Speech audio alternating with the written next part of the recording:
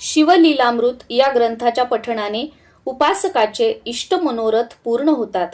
गंडांतर, रोग, अपमृत्यू, पाप, ऋण, दारिद्र्य व संकट यांचं निरसन होतं. आयुष्य, आरोग्य, धन, धान्य, संतती, संपत्ती, ऐश्वर वृद्धिंगत होतं. शिवकृपेने जन्म मरणाच्या शृंखला तुटून मोक्ष प्राप्ती होते व मरणोत्तर उत्तम गती मिळते. श्री गणेशाय नमः. श्री शिवलीलामृत कथासार अध्याय पहिला. भगवती सरस्वतींना नमस्कार. श्री गुरूंना नमस्कार. अंबिकासह विराजमान असणाऱ्या सदाशिवांना नमस्कार असो. हे शिवशंकर, तुम्ही ओंकार स्वरूप आहात. तुमचा अंतपार कोणालाही कळत नाही. तुम्ही सर्वांचे आद्य आहात. विश्वाचे आदी बीज आहात. मायेच्या पलीकडचे आहात. तुम्ही ब्रह्मानंदाचे पूर्णत्व आहात. अशाश्वत अशा या सृष्टीत तुम्हीच एकमात्र शाश्वत आहात. तुम्ही गणपतींचे पिताजी आहात. जगाचे गुरु आहात. हे शिवजी, तुम्ही दिव्य ज्योती स्वरूप आहात. सर्वात पुरातन अर्थात सनातन पुरुष आहात. तुम्ही अनादि सिद्ध म्हणजेच स्वयंभू आहात. तुम्ही आनंदरूपी वनात नित्यविहार करता. तुम्ही त्रिगुणात्मक मायेचे चक्र अव्याहत चालवता. उत्पत्ती, स्थिती, लय ही तुमचीच शाश्वत लीला आहे. तुम्ही अव्यय आहात. अविनाशी आहात. तुम्ही अनंत रूपे धारण करता. तुम्ही जगाचे अधिपती आहात. खरे पालन करते आहात. हे शिवजी, तुम्ही तृतीय नेत्राने युक्त आहात म्हणून तुम्हाला विरूपाक्ष म्हणतात. तुम्हाला 5 मुख आहेत. तुम्हीच जीवांच्या सर्व कर्माचे एकमात्र अध्यक्ष आहात. शुद्ध चैतन्य हीच तुमची वास्तविकता आहे. तुम्हीच समस्त विश्वात अंतर्बाह्य भरून आहात. तुम्ही जीवांना गहन कर्म बंधनातून सोडवता. मनाला मोहित करणाऱ्या मदनांचे दहन करणाऱ्या शिवप्रभो, तुमचा जय जयकार असो. शिवजी, तुम्ही भक्तवत्सल व भक्ताभिमानी आहात. हिमालयांचे जावई म्हणून सर्वश्रुत आहात. तुमच्या भाळी तृतीय नेत्र आहे. जगाच्या कल्याणासाठी हलाहल प्राशन केल्यामुळे तुमचा कंठ नीलवर्ण झाला आहे म्हणून तुम्हाला नीलकंठ म्हणतात. तुम्ही उमादेवींचे पती आहात. तुमच्या मस्तकावरील जटाभारात स्वर्गलोकीची मंदाकिनी विराजमान आहे. ती जाईच्या पांढऱ्या शुभ्र माळेसारखी शोभून दिसते. गरुड वाहन विष्णूंना तुम्ही अत्यंत प्रिय आहात म्हणूनच ते तुमचे नित्य ध्यान करतात. तुम्ही यक्षराज कुबेर यांचे मित्र आहात. पराक्रमाचे सूर्य अशीच तुमची प्रशंसा करतात. त्रिपुरासुराचा वध करून ती पदवी तुम्ही सार्थ केली आहे. तुम्ही दक्ष प्रजापतींचा यज्ञ विध्वंसून टाकलात. शिवजी, तुमची अंगकांती कापरासारखी गौरवर्ण आहे. तुमचा भालप्रदेश विशाल असून त्यावर मृगचिन्ह धारण करणारा चंद्र फारच शोभून दिसतो. म्हणूनच तुम्हाला भालचंद्र असेही म्हणतात. तुम्ही भक्तांचे रक्षण करते आहात. जगाच्या हितासाठी तुम्ही विषही प्राशन केले आहे. विश्वातील सर्व घडामोडींना तुम्ही साक्षी असल्यामुळे तुमच्या नकळत असे काहीही घडत नाही. सर्व प्रकारच्या भयांचा नाश करणारे आणि संसारातून मुक्त करणारे असे तुम्ही सर्वांगी नित्य भस्मलेपन करता. शिवजी, विश्वाची उत्पत्ती, स्थिती, संहार याला तुम्हीच कारण आहात. तुम्ही हातामध्ये त्रिशूळ धारण करता. सिंहाचे चर्म वस्त्र म्हणून परिधान करता. तुम्ही देवांचे सेनापती स्कंद कार्तिकेय यांचे पिताजी आहात. तुमच्या मुखावर सदा सुहास्य विलसत असते. तुम्ही म्हणजे मायारूपी अरण्य जाळून टाकणारे अग्नी. तुम्ही म्हणजे ज्ञानाचे सघन रूप. तुम्ही म्हणजे सच्चित आनंद स्वरूप ब्रह्म. तुम्ही निर्मळ आहात. तुमच्या अंतकरणात परम शांती वास करते. तुम्ही म्हणजे कधीही विचलित न होणारे तत्व. जगाचे कल्याण करणारे म्हणून तुम्हाला शिव म्हणतात. तुम्ही संपूर्ण विश्वाला सर्व काळ अंतर्बाह्य व्यापून आहात. कोट्यावधी सूर्या एवढे तुमचे तेज कधीही कमी होत नाही. शिवजी, तुम्ही कलियुगातील पापरूपी मलाचे दहन करता. आपल्या भक्तांना दोषमुक्त करता. तुम्ही अनंत ब्रह्मांडाचे स्वामी आहात. तुम्ही जगाचे रक्षण करता. श्री विष्णू म्हणजे कमलोद्भव ब्रह्मदेवांचे तात. त्यांचे मन तुमच्या ध्यानात रमते. तुम्ही जीवांना जन्म मरणाच्या फेऱ्यातून सोडवता. त्यांना मुक्ती देता. ब्रह्माजी, श्रीहरी, शेष, सहस्त्रार्जुन इंद्र, देव आणि ब्राह्मण हे सर्व अहोरात्र तुमचे ध्यान करतात. भय म्हणजे प्रपंच, सृष्टीचा पसारा, संसार तोही तुम्हीच आहात आणि जीवांना संसारातील ताणांपासून मुक्त करणारेही तुम्हीच आहात. तुम्ही पार्वतींचे पती आहात. तुम्ही स्मशानात म्हणजेच शून्यस्थानी राहता, अर्थात तुमचे अव्यक्त अस्तित्व कोणाच्याही ध्यानात येत नाही. तुम्ही इंद्रियांना अगोचर आहात. वैखरी वाणीने तुमच्याबद्दल कितीही सांगितले तरी तुम्ही तिच्याही पलीकडचे आहात. स्वर्गातील मंदाकिनी ही गंगा नावाने पृथ्वी तलावर आली. तिच्या तीरावर श्री क्षेत्र काशी इथे तुम्ही विश्वेश्वर नावाने विहार वास्तव्य करता. शिवजी, महत्तत्वे तुमच्यामध्येच विलय पावतात. तुम्ही सर्वरूपी भूषणे धारण करता. तुम्ही मद आणि गर्वाचे दमन करता. तुम्ही जन्मरहित आहात, अजिंक्य आहात, आनंदरूपी मेघ आहात. तुम्ही ओंकार स्वरूप आहात. गजासुराचे आणि मदनांचे मर्दन करणारे प्रचंड सामर्थ्यवान ईश्वर आहात. तुम्ही या अनंत सृष्टीचा गर्भ अर्थात आदिबीज प्रारंभ आहात. म्हणूनच वेद आणि शास्त्रे अत्यंत आदराने तुम्हाला वंदन करतात. दिशा हीच तुमची वस्त्रे आहेत. तुम्ही अवयवरहित आहात, काळाच्या पलीकडचे आहात. तुम्ही उज्जैन इथे महाकाल नावाने प्रसिद्ध आहात. तुमच्या स्मरणाने मृत्यूचे भय नाहीसे होते. शिवजी, तुम्ही दुर्भाग्यरूपी जंगलाचे भस्म करणारे महान अग्नी आहात. तुमच्या कृपेने भक्तजन भाग्यवान होतात. म्हणूनच तुम्ही भक्तांचे अत्यंत प्रिय उपास्य दैवत आहात. तुम्ही वेणुराजांचे भयंकर पाप हरण करणारे सनातन घृष्णेश्वर आहात. उमादेवी मनोमन नेहमी तुमचेच चिंतन करतात आणि तुम्हीही भक्तांच्या हृदयरूपी कमळात मुग्ध भ्रमर होऊन वास करता. हे भाळी चंद्रकोर धारण करणाऱ्या शंभो, तुम्ही सौराष्ट्र देशात सोमनाथ नावाने अधिष्ठित आहात. शिवजी, तुमचे नेत्र कमळासमान आहेत. तुम्ही करुणेचे अथांग सागर आहात. तुम्ही रुद्राक्षांची भूषणे धारण करता. तुम्ही महाकाय आहात. तुमचे रूप भयंकर असले तरी तुम्ही अपार तपश्चर्या करणारे सर्वश्रेष्ठ तपस्वी आहात. तुम्ही भीमाशंकर या नावानेही प्रसिद्ध आहात. नागांना अंकित करणारे, नागभूषणे व नागेंद्राची कुंडले धारण करणारे, नागचर्म परिधान करणारे, नागांचे रक्षण करणारे असे तुम्ही गणपतींचे जनक नागनाथ हे नाव धारण करून ज्योतिर्लिंग स्वरूपात राहता. शंभू महादेवा, देवराज इंद्र हे वृत्रासुराचे शत्रू, त्यांचा पराभव करणारे मेघनाद पिता रावण यांना तुम्ही वरदान दिलेत. बाणासुरही तुमची प्रेमाने भक्ती करतात. तुम्ही पंचबाण मिरवणाऱ्या मदनांचा अंत केलात. तुम्ही भवरूपी रोगावर उपचार करणारे निष्णात वैद्य आहात. त्रिपुरासुराचा वध करणारे अत्यंत अद्भुत असे तुम्ही वैद्यनाथ नावाने प्रख्यात आहात. त्रिलोचन, तुम्ही त्रिगुणांच्या पलीकडचे आहात. आधिदैविक, आधिभौतिक, आध्यात्मिक असे त्रिविध ताप शांत करणारे आहात. तुम्ही स्वगत, सजातीय व विजातीय अशा त्रिविध भेदांनी रहित आहात. त्रिविध दोषरूपी अग्नी शांत करणारे आहात. म्हणूनच तुम्हाला त्र्यंबक म्हणतात. तुम्ही अत्यंत करुणा येणारे आहात. तुम्ही म्हणजे कामरूपी हत्तीचे विदारण करणारे सिंह. तुम्ही म्हणजे कृपेचे अथांग सागर. तुम्ही म्हणजे जगाच्या आनंदाचे मूलस्थान. तुम्ही हिमवंताच्या कन्यकांचे पती आहात. तुम्ही हिमालयात वास करता. हिमकेदार नावाने अत्यंत प्रख्यात असे तुम्ही नित्य अभिनव रूपात दिसता. शिवमहाप्रभू, तुम्ही 5 मुकुट धारण करता. मायेची मलिनता दूर करता. आदी मध्य अंतरहित असे तुम्ही श्री शैल पर्वतावर मल्लिकार्जुन नावाने वास करता. तुमचे श्रेष्ठत्व जाणून वेद अहोरात्र तुमचे गुणगान करतात. तुम्ही इंद्रशत्रू मेघनाद यांचे पिता रावण यांना मारणाऱ्या श्रीरामांना अत्यंत प्रिय आहात. ते दशरथ नंदन तुमच्या समोर हात जोडून उभे आहेत. तिथे तुम्ही रामेश्वर नावाने जगद्गुरु म्हणून नित्य अधिष्ठित आहात.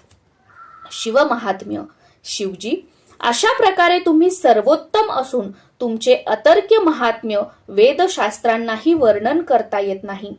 ब्रह्मानंदाचे शिष्य कवी श्रीधर हे प्रांजळपणे मान्य करतात. ते म्हणतात, हे देवाधिदेवा, तुम्ही गुणांचे इतके अथांग सागर आहात की त्यात बुद्धी, चित्त व तर्क कितीही पोहले तरी त्यांना त्याचा पार लागत नाही. हे प्रभू, सुवर्ण पर्वतासह पृथ्वीचे वजन करण्यासाठी एवढा मोठा तराजू मी कुठून आणू? आकाश साठवून ठेवण्यासाठी भांडे कुठून आणू? समुद्राचे पाणी आणि वाळूचे कण कोणत्या मापाने मोजू? सूर्याला पाहण्यासाठी कोणता दिवा आणू? हे आदिनाथ, पृथ्वीचा कागद केला, पर्वतप्राय काजळ समुद्राच्या दौतीत मिसळून शाई बनवली आणि तीत कल्पवृक्षाची लेखणी बुडवून स्वतः सरस्वती लिहायला बसल्या, तरी त्यांनाही तुमचे महात्म्य लिहिता येणार नाही. जिथे शारदांची ही अवस्था तिथे माझे काय? मी तर एक पामर. मग तुमची थोरवी सांगणारी ग्रंथरचना मी कशी करणार? पण हीच गोष्ट तुम्ही स्वतः सिद्धीस न्यायची ठरवून माझ्यावर कृपा केलीत तर अशक्य ते काय? हे ईश्वर, तुम्ही दीनबंधू आहात, करुणा सिंधू आहात.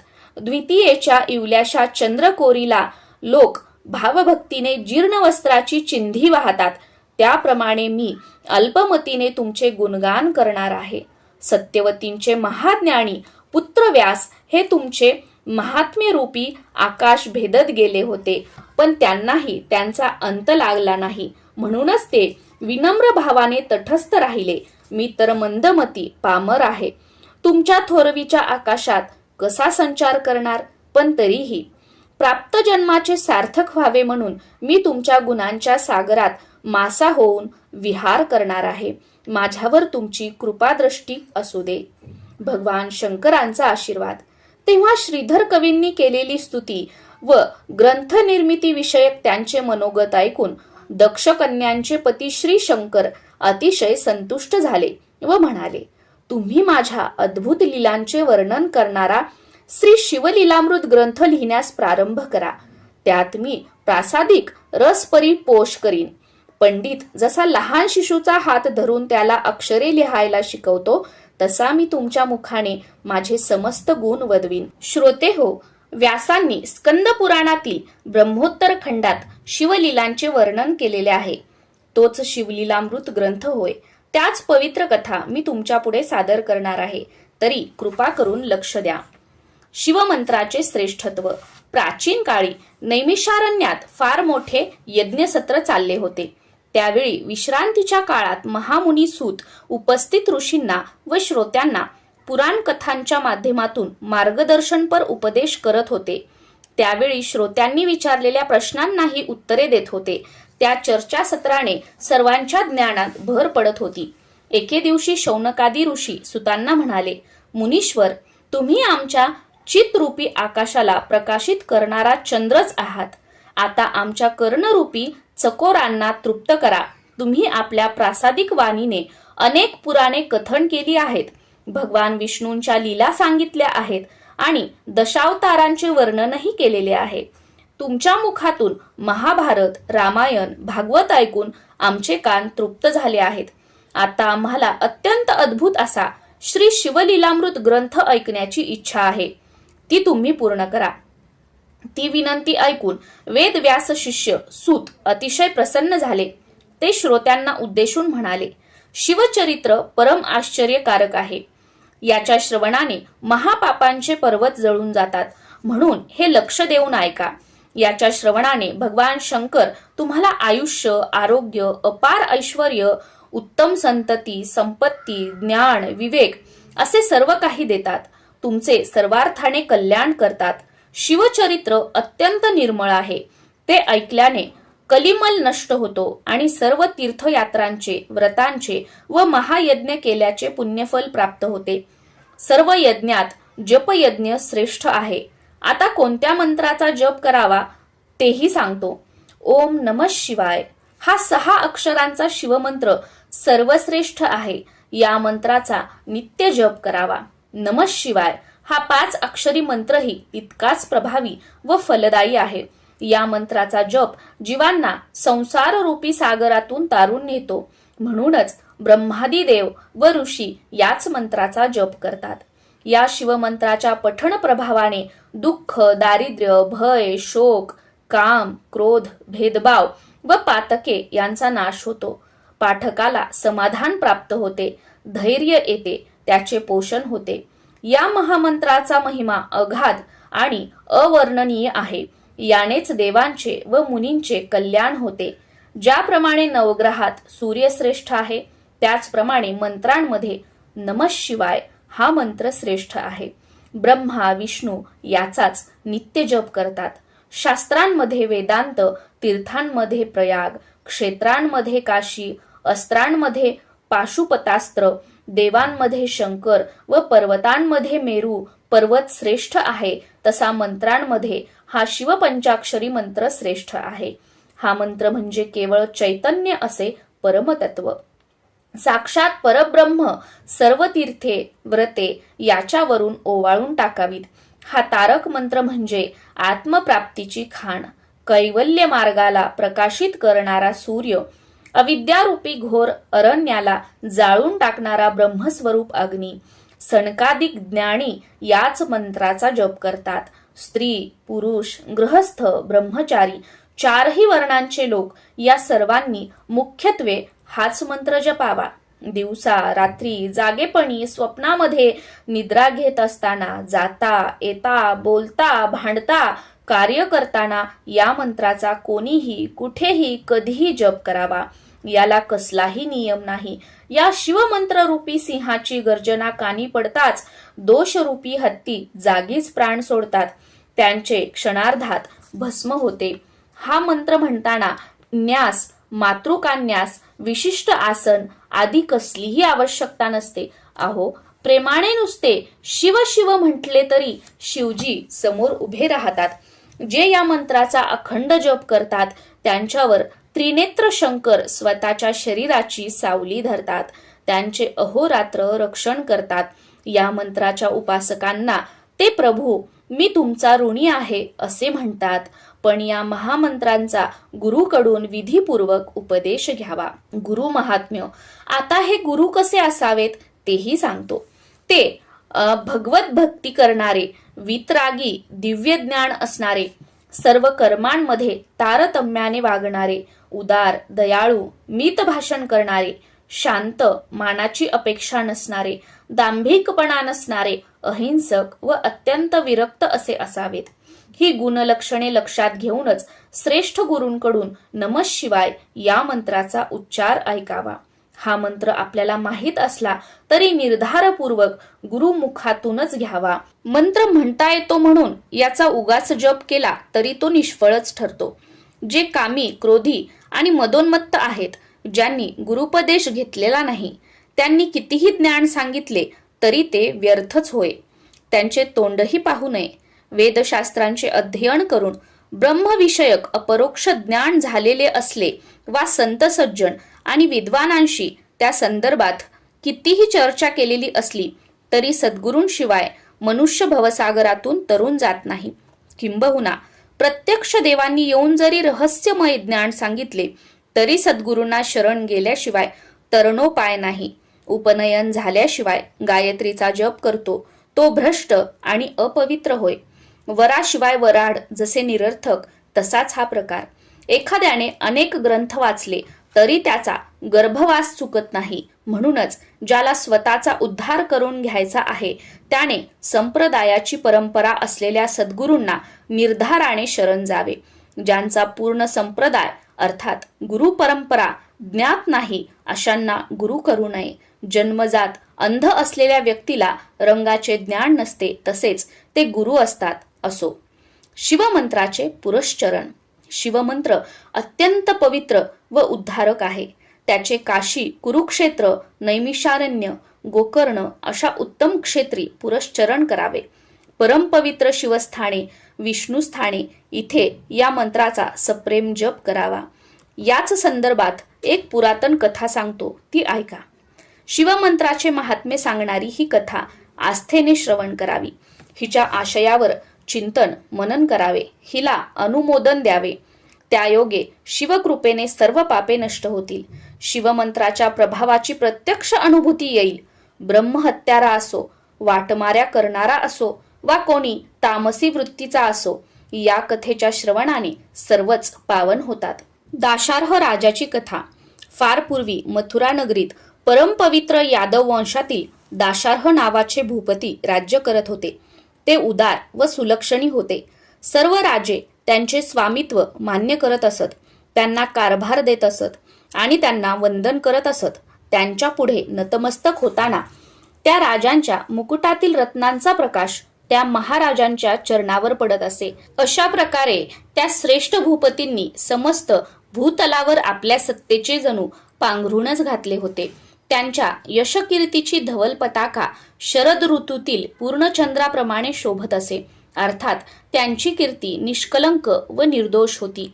सर्व प्रजाजन व ब्राह्मण त्यांच्या कल्याणाचे शुभ चिंतन करत असत. शुद्ध पक्षातील द्वितीयेपासून चंद्राची कला जशी वाढत जाते तसे त्यांचे ऐश्वर्य दिवसेंदिवस वाढत होते.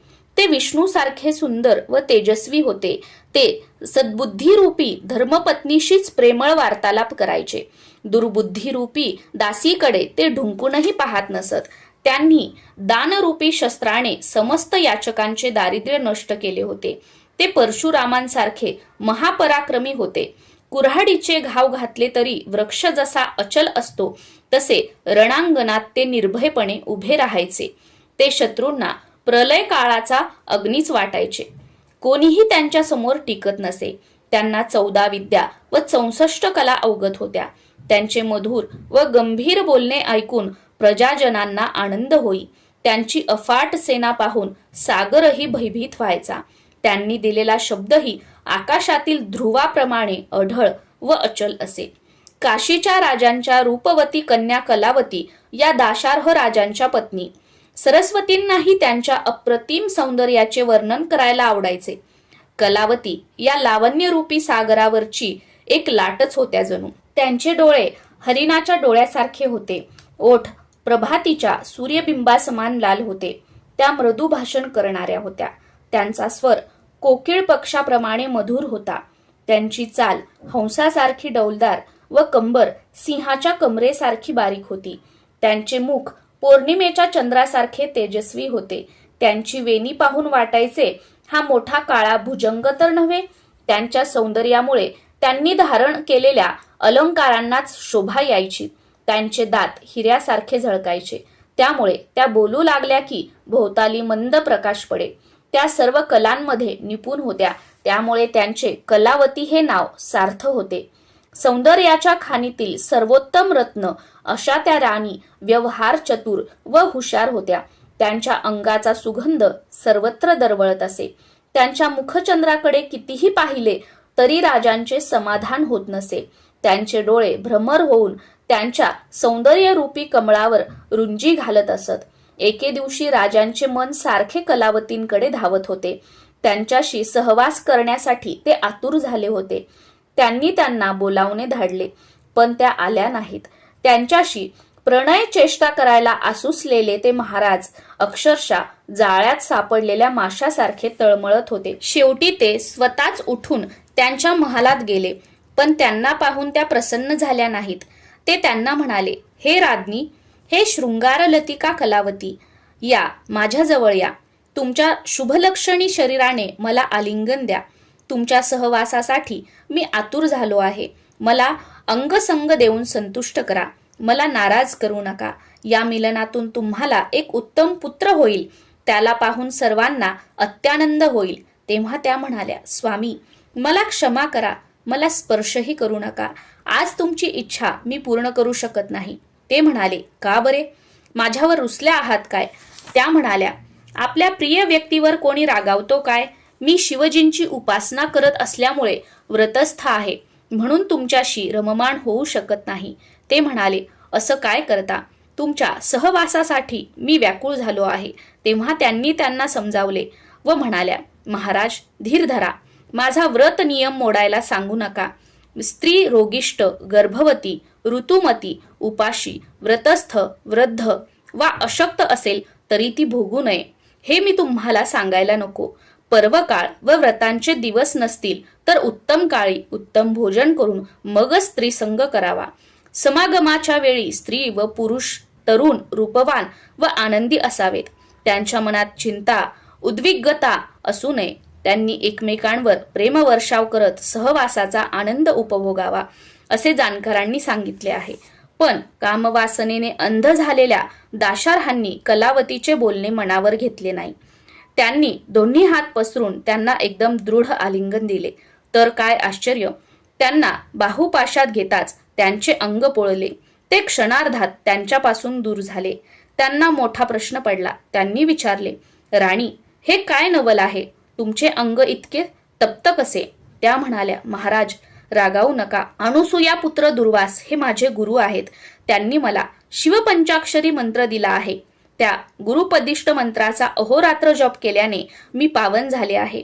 माझे शरीर तप्त नाही, ते अत्यंत शीतल आहे. तुमचेच शरीर अपवित्र असावे असे मला वाटते.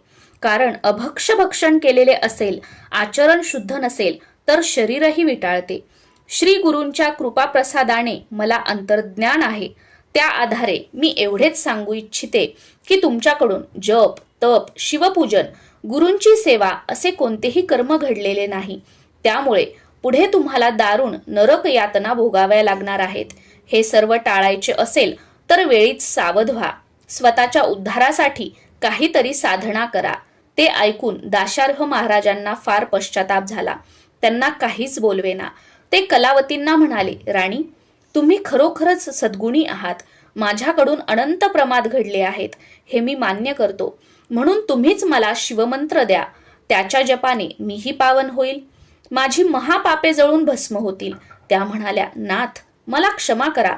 शिवमंत्राची दीक्षा देण्याचा अधिकार मला नाही. कारण शास्त्राप्रमाणे पती हाच पत्नीचा गुरु असतो. म्हणून तुम्ही यदुकुळाचे मुख्य गुरु गर्गमुनी यांना शरण जा. त्यांच्याकडून शिवमंत्राची दीक्षा घ्या. ते वसिष्ठ, वामदेवांसारखे श्रेष्ठ ज्ञानी ऋषी आहेत. त्यांनाही ते पटले. ते राणीसह गर्गमुनींच्या आश्रमात गेले. त्या थोर तपस्वींना वंदन करताना त्यांच्या हृदयात अष्टसात्विक भाव दाटून आले होते. ते नम्रपणे म्हणाले, मुनीश्वर, मी तुम्हाला शरण आहे. माझ्यावर दया करा.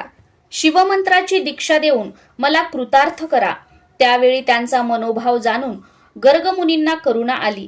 राजा राणींना घेऊन ते यमुना तीरी आले. त्या दोघांना स्नान करायला सांगितले. त्यांचे स्नान झाल्यावर त्यांच्यासह एका मोठ्या वृक्षाखाली बसले. तिथे राजांकडून यथासांग शिवपूजन करवून घेतले. तेव्हा त्यांनी गर्गमुनींचीही पूजा केली. त्यांना दिव्य रत्ने व दिव्य वस्त्रे दिली. गुरुदक्षिणा म्हणून अपार द्रव्य दिले आणि अनन्य भावाने त्यांचे पाय धरून म्हणाले, गुरुदेव, कृपा करून मला अनुग्रह द्या. मला शिवदीक्षा देऊन धन्य करा. खरोखर जे गुरूंना शरण जातात, त्यांची सेवा भक्ती करतात, त्यांच्या उपदेशाचे निष्ठेने पालन करतात, ते धन्य होत. पण जे गुरूंची वंचना करतात, त्यांच्या नशिबी घोर नरक यातनाच येतात. श्री गुरूंच्या घरी संकट असताना जो सुखविलासात दंग असतो, त्या मतिमंदाला ज्ञान कसे मिळणार? गुरु म्हणजे ब्रह्मानंदांची सजीव मूर्ती. गुरु म्हणजे साक्षात परब्रह्म. जो त्यांची भक्ती करत नाही तो अधम. काही लोक युक्तिवाद करतात, म्हणतात तन, मन व धन या सर्व नश्वर गोष्टी आहेत. त्या गुरूंना अर्पण करण्यात काय अर्थ आहे? असे ज्ञान पाजाळणाऱ्या षडांना काय म्हणावे? त्या दुरात्म्यांचे तोंडही पाहू नये. त्यांची विद्या, त्यांचे ज्ञान, त्यांचे वैराग्य, त्यांची साधना हे सर्व व्यर्थ. त्यांचा धिक्कार असो. असे वक्तव्य करणारा, 4 वेद आणि 6 शास्त्रे जाणणारा विद्वान पंडित जरी असला तरी त्याचे पांडित्य निरर्थकच. गाढव पाठीवरून चंदनाचा भार वाहते, पण त्याला त्याचा सुगंध लागत नाही. पळी षड्रस अन्न वाढते, पण तिला त्याची चव कळत नाही.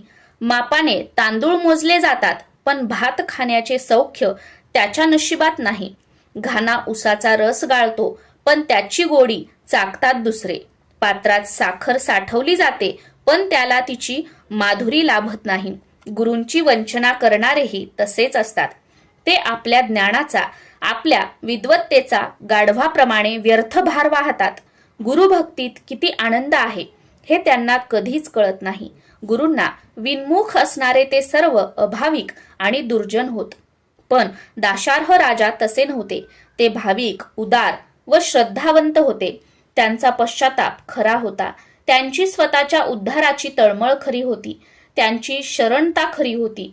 त्यांनी निर्मळ मनाने श्रीगुरूंची षोडशोपचारे पूजा केली व आपले मनोगत व्यक्त करून त्यांच्या सन्मुख हात जोडून उभे राहिले. तेव्हा गर्गमुनींनी त्यांना हृदयाशी धरले, आपला वरदहस्त त्यांच्या मस्तकी ठेवला, त्यांना नमः शिवाय या शिवपंचाक्षर मंत्राचा उपदेश केला. त्या अनुग्रहाने ते नृपोत्तम धन्य झाले. त्यांच्या अंतकरणातील अज्ञानाचे निरसन झाले. त्यांना निजबोध झाला. त्याच वेळी एक आश्चर्य घडले. अत्यंत अद्भुत अशा त्या महामंत्राचे सामर्थ्य तर पहा. गुरुमुखातून शिवनाम श्रवण करताच त्याची धग असह्य होऊन राजांच्या शरीरातील असंख्य पापे कावळ्यांच्या रूपाने त्यांच्या देहातून तडफडत बाहेर पडली. त्यापैकी कित्येक कावळ्यांचे पंख जळून गेले होते, तर कित्येक कावळे बाहेर पडता पडता भस्मसात झाले होते. किंचित अग्नी पडताच शुष्क काटेरी झाडांचे वन जसे जळून जाते, तसे शिवमंत्राच्या प्रभावाने त्या राजांच्या शरीरातील सर्व पापे काकरूपाने जळून गेली. ते दृश्य ते स्वतः आश्चर्याने पाहत होते.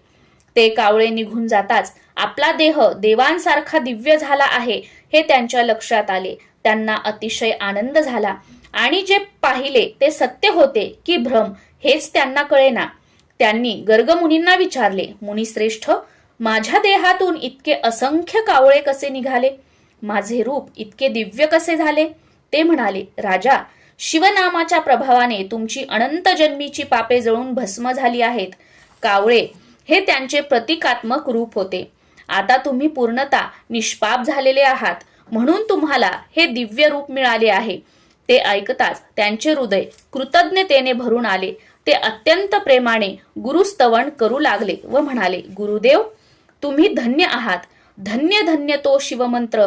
तुम्ही पंचमहाभूतांची झाडणी करून मला सावध केलेत. माझ्या अन्नमय, प्राणमय, मनोमन आणि विज्ञानमय या चारही देहांचे निरसन करून मला पावन केलेत. 25 तत्वांचा समूह असलेले हे शरीर व याला क्रमप्राप्त असलेले जन्ममरण या दुष्टचक्रात मी अनंत काळ सापडलो होतो. क्रोधरूपी महिषासूर मला ग्रस्त करायचा. कामरूपी वेताळ मला घुसळून काढायचा. आशा, इच्छा, तृष्णा, कल्पना, भ्रांती, विस्मृती, वासना अशा नानाविध यक्षिणी व जखिनी माझी विटंबना करायच्या. हा सगळा मायेचा पसारा याचे तुम्ही क्षणार्धात निरसन केलेत. तुम्ही किती दयाळू आहात. पंचाक्षरी मंत्रही किती श्रेष्ठ आहे. त्याचा उपदेश करून तुम्ही मला उपकृत केलेत. त्या मंत्र प्रभावाने मला सहस्त्र जन्माचे ज्ञान झाले. मी केलेली सर्व पापे काकरूपाने जळून गेली, तेही प्रत्यक्ष पाहिले. प्रत्येक जन्मात मी अनेक दुष्कृत्य केली आहेत. कधी सुवर्ण चोरले, कधी अभक्षभक्षण केले, कधी मद्य प्यायलो, कधी परस्त्रीशी संबंध ठेवले, तर कधी गुरुनिंदेसारखे महापाप केले. गोहत्या, ब्रह्महत्या, स्त्रीहत्या, गुरुहत्या, अधर्माचरण, ब्राह्मणांचा छळ, परनिंदा, पशुहिंसा, अयोग्य स्त्रियांशी गमन, तर कधी धर्माचा लोप केला. काय हे दुष्कर्म! मी मित्रांचा द्रोह केला, गुरूंचा, विश्वाचा इतकेच नव्हे तर वेदांचाही द्रोह केला. मी मंदिरे पाडली, कोणाला छळून त्याचा वंशनाश केला व अन्नदान करताना दुष्टाव्याने पंक्तिभेद केला. अधिक काय सांगू, मी शिव आणि विष्णू यांच्यातही भेदभाव केला. मी दुसऱ्याचे ज्ञान माझे म्हणून सांगितले, ग्रंथांची चोरी केली, पक्षांना ठार मारले आणि पाखंड मते मांडून मिथ्यावाद घातला. मी तू असा भेदभाव केला. भ्रष्ट अशा साधन मार्गांचा पुरस्कार केला. मी स्त्रीलंपट होतो, दुराचारी होतो. मी उपकारकर्त्यांशी कृतघ्नपणा केला, दुसऱ्यांचे द्रव्यहरण केले. मी भ्रष्ट कर्माचे आचरण केले, तीर्थांची निंदा केली, स्वतःच्या स्वार्थासाठी गुरूंचा छळ केला, मातापित्यांची हत्या केली, दीनदुबळ्यांना मारले, सज्जनांना त्रास दिला, उभी पिके जाळली, गोत्रातील लोकांचा वध केला, प्रत्यक्ष बहिणीला जीवे मारले, सर्वांशी दुष्टपणा केला, कन्या, गायी, घोडे, रस यांचा विक्रय केला, गावेच्या गावे जाळली, भ्रूण हत्या केल्या, अनेकदा आत्मघातही केला. गुरुदेव, ही माझी जन्मोजन्मीची महापापे होती. क्षुद्र पापांची तर गणतीच होऊ शकत नाही. तथापि काहीतरी पुण्य गाठीशी होते म्हणून हा नरदेह लाभला. राज्यपद मिळाले, गुरुप्रताप प्रत्यक्ष अनुभवता आला. सर्व पापातून मुक्त झालो. देह शुद्ध झाला, मन शुद्ध झाले आणि माझा उद्धार झाला. श्री गुरूंच्या प्रसादाने भवसागर तरलो. अशा प्रकारे दाशार्ह राजांनी गर्गमुनींची अपार स्तुती केली आणि त्यांचा निरोप घेऊन ते मथुरेस आले. राणी कलावती खरोखर चतुर होत्या. त्यांनी आपल्या स्वामींचा उद्धार केला. नंतरच्या काळात ते भूपती गुरुपदिष्ट शिवपंचाक्षर मंत्राचा नित्य जप करू लागले. त्यामुळे शिवकृपेने त्यांचे राज्य वाढले. तिथे कधीही दुष्काळ पडला नाही. धनधान्याची संपन्नता आली. वैधव्य, अपमृत्यू, रोगराई या गोष्टी हद्दपार झाल्या. लोक सुखी झाले. त्यानंतर कलावतींना आलिंगन देताना दाशार्हांना कधीही दाहकता जाणवली नाही. त्यांनी लोकांना शिवभक्तीला लावले. शिव उपासनेसाठी प्रोत्साहित केले. त्या देशामध्ये घरोघरी शिवपूजन, शिवकीर्तन, रुद्राभिषेक व ब्राह्मण भोजने होऊ लागली. अशा प्रकारे त्या राजांनी प्रदीर्घ काळ सुखाने राज्य केले व प्रजेला आनंदात ठेवले. दाशार्ह राजांचे हे आख्यान जे लिहितील, ऐकतील, वाचतील, या ग्रंथाचे संरक्षण करतील, याच्या पठणाला प्रोत्साहन देतील, त्यांचा प्रपंच सुखाचा होईल. त्यांना कसलीही कमतरता भासणार नाही. भगवान शंकर स्वतः त्यांचे रक्षण करतील. जे लोक शिवमहात्म्य वर्णन करतील ते धन्य होतील. या पुढील कथा अमृतापेक्षा गोड आणि सुरस आहे. चतुर पंडित, प्रेमळ गुरुभक्त आणि ज्ञानीजन ती श्रवण करोत. पूर्ण ब्रह्मानंद स्वरूप असे ते शूलपाणी श्रीधर कवींच्या मुखाने स्वतःच ही कथा वदवून घेत आहेत. यात संशय नाही. श्रीधरांना वरदान देणाऱ्या पांडुरंगांनीही आपल्या मस्तकी शिवलिंग धारण केले आहे. ब्रह्मानंद हा परिपूर्ण व अभंग असतो. त्याचा कधीच बेरंग होत नाही. स्कंद पुराणातील ब्रह्मोत्तर खंडात असलेला शिवलीलामृत हा कथाभाग सज्जनांनी नेहमी श्रवण पठण करावा अशी विनम्र प्रार्थना आहे. अध्याय पहिला समाप्त.